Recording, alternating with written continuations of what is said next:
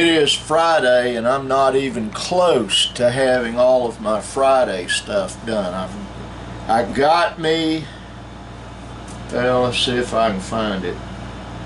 What did I do with the stupid box?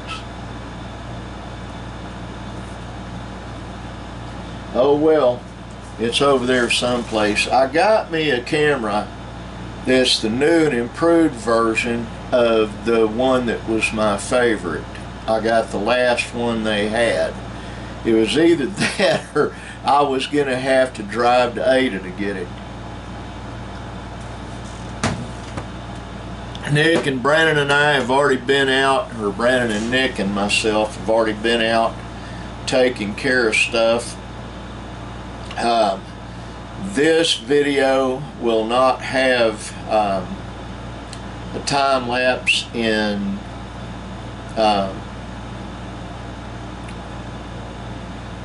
the audio not syncing with the video. It's a Sony camera, which I absolutely love. Linda's in the house. I do intend to take her and do a few things this afternoon.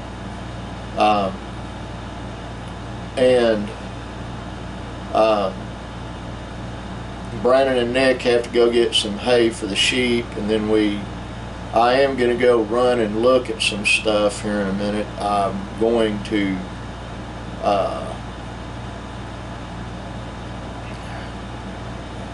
check in on Jerry and Matt and Mike and my son Chris and all that.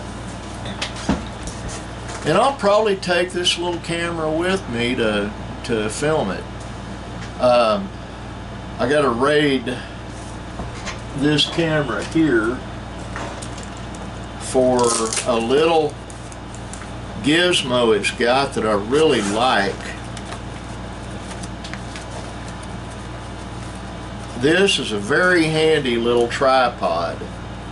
You know, it's cool, and I plan on using it here in a little bit. I'm going to hang this one back on the wall.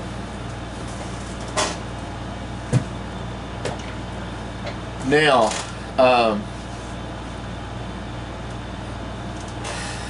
let me look at something real quick.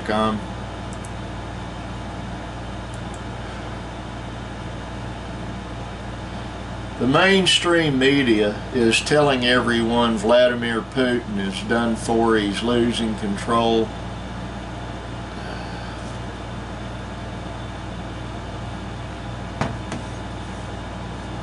Let me explain something.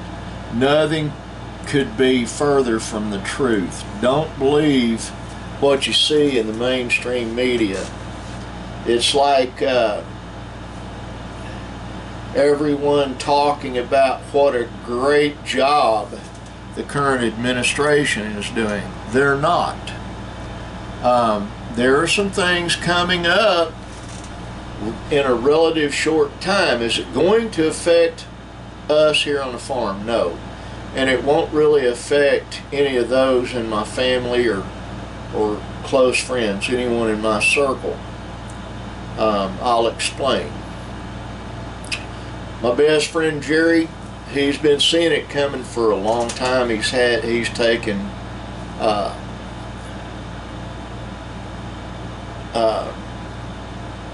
he's made provisions for an economic downturn.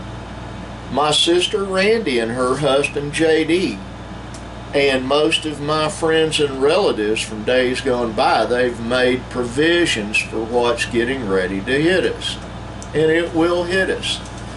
What is it?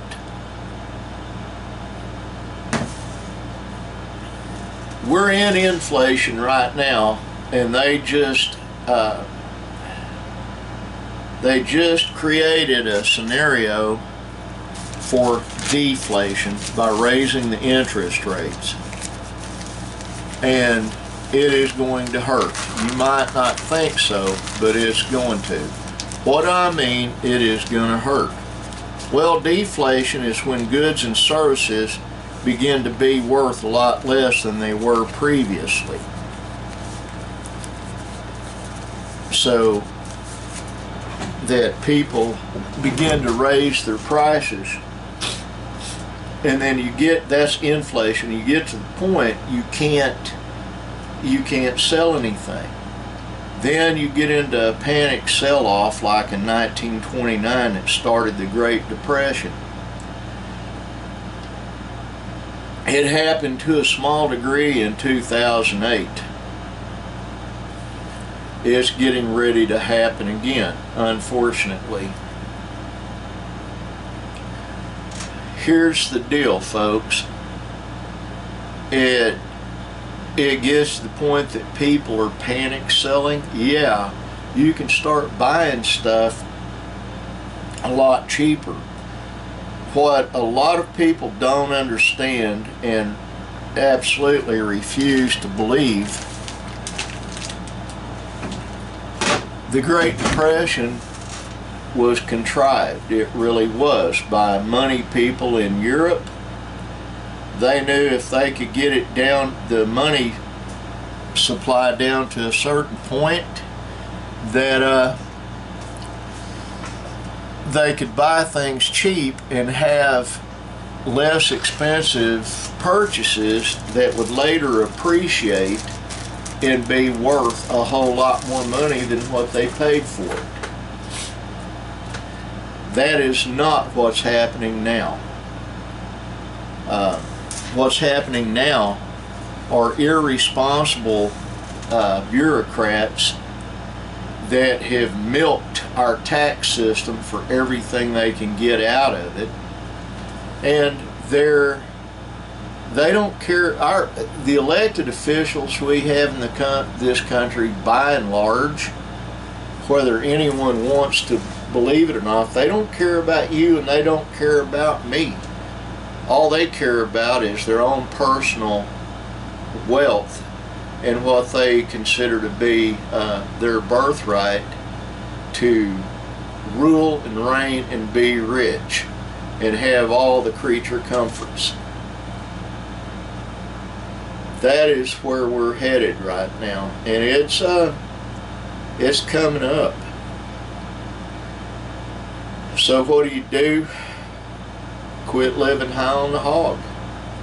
Don't go into debt for things. Don't go out and purchase something because you think it's a great thing and you can make small payments on it and, oh, this is wonderful.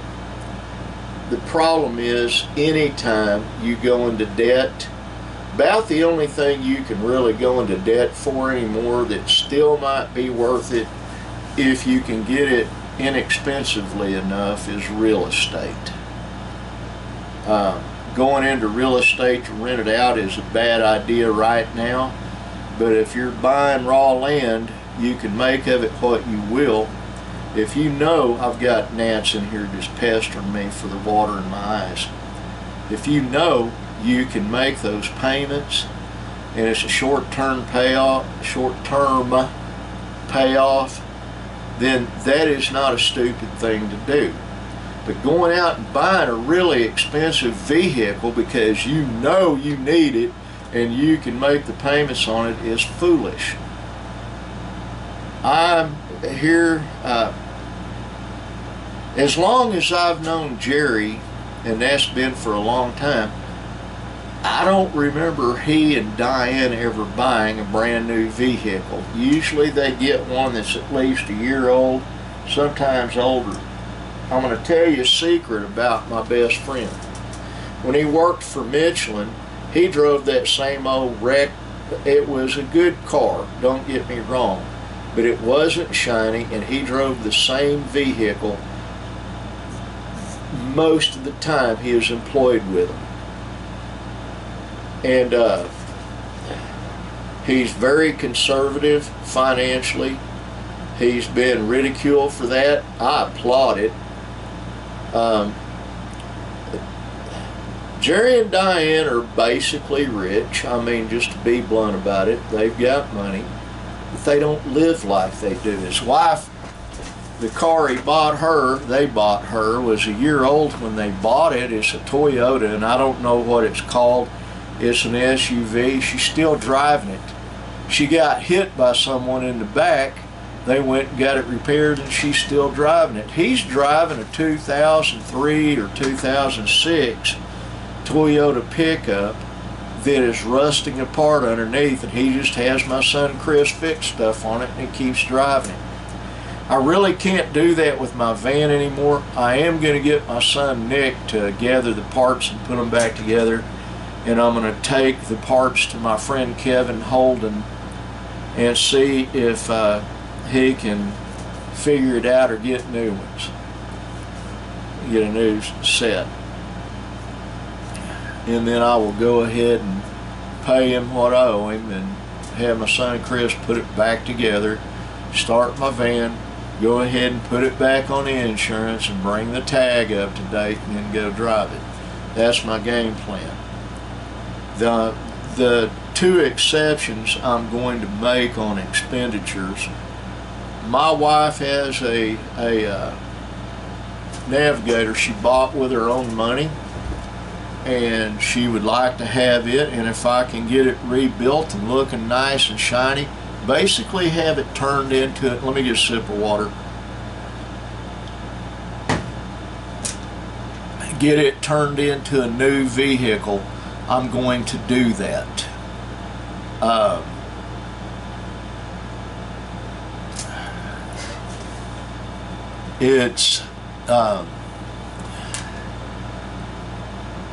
My sweetheart has asked for very little in our marriage, very little.